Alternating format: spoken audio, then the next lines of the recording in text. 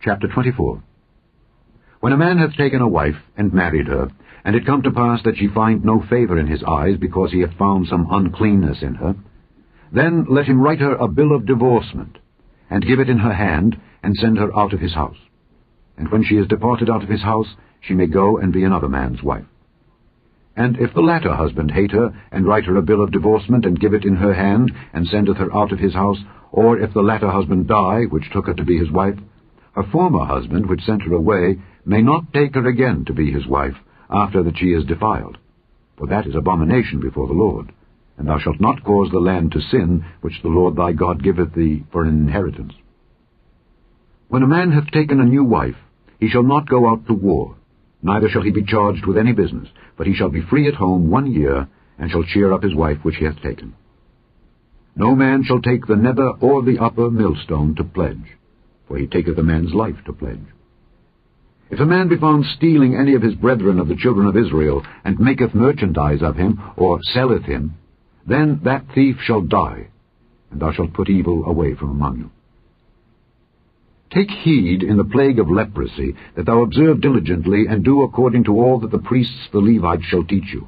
As I commanded them, so ye shall observe to do. Remember what the Lord thy God did unto Miriam by the way, after that ye were come forth out of Egypt.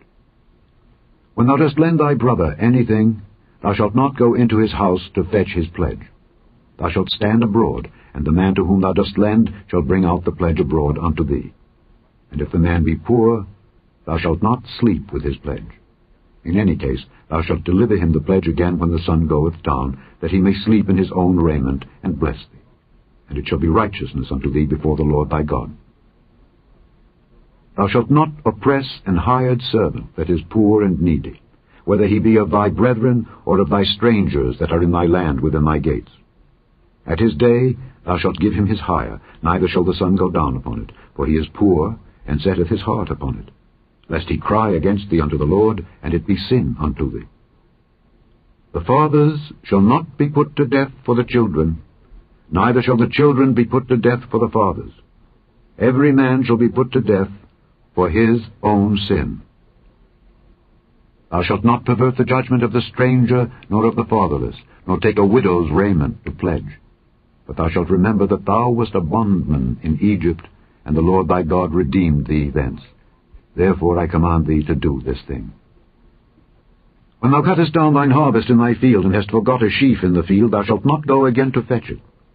It shall be for the stranger, for the fatherless, and for the widow, that the Lord thy God may bless thee in all the work of thine hands. When thou beatest thine olive tree, thou shalt not go over the boughs again. It shall be for the stranger, for the fatherless, and for the widow. When thou gatherest the grapes of thy vineyard, thou shalt not glean it afterward. It shall be for the stranger, for the fatherless, and for the widow. And thou shalt remember that thou wast a bondman in the land of Egypt. Therefore I command thee to do this thing.